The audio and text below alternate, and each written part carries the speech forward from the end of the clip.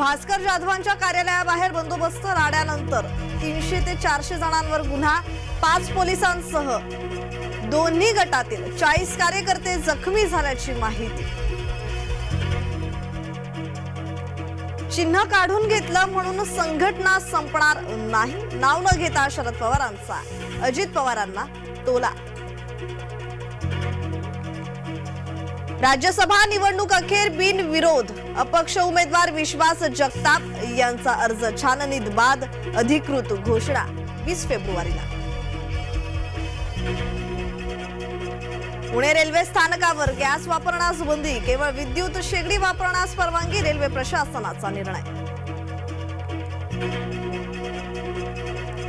शिवडी न्हावाशेवा अटल सेतू 14 तासांसाठी बंद, शनिवारी रात्री 11 ते रविवारी दुपारी 1 वाजेपर्यंत वाहनांना प्रवेश बंदी। रविवारी होणाऱ्या मुंबई मॅरेथॉन साठी अटल सेतू बंद। मराठा आंदोलकांचा पंढरपुरात रास्ता रोको, जरांगेंच्या समर्थनार्थ मराठा आंदोलक उतरला रस्त्यावर।